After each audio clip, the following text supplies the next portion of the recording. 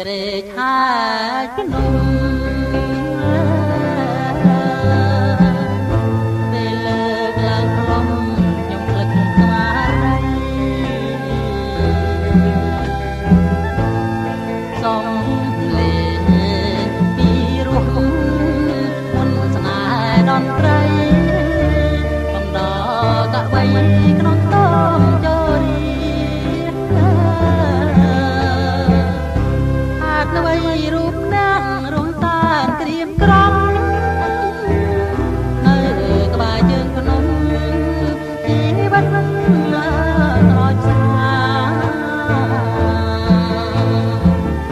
កម្មអ្វីពីអ្វីតាមមករនទីដូចថាទាំងសុខីខ្វាំងប៉ុនលើថ្ងៃ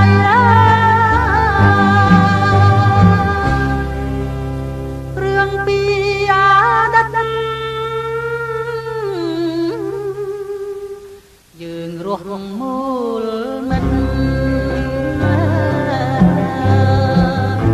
អបរំលិខិតមិនដាច់មិនក្រ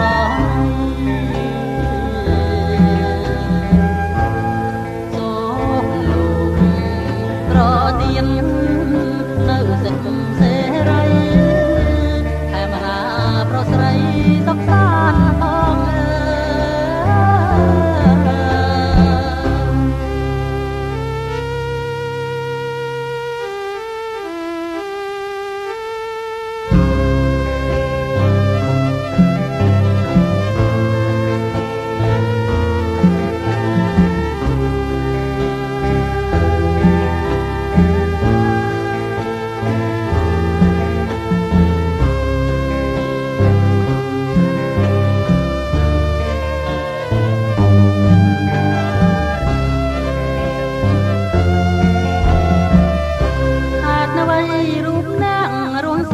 ក្រៀមក្រំ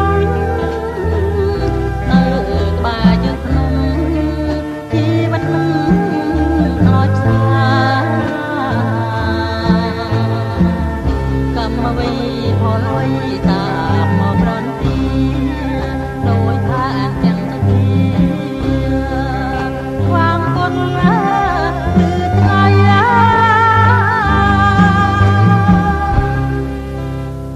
រឿងពី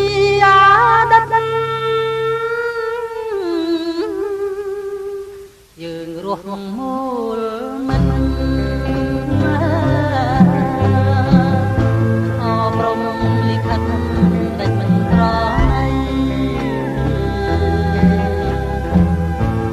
សូមលោកប្រទៀននៅសិទ្ធិសេរីខេមរាប្រស្រីសុខ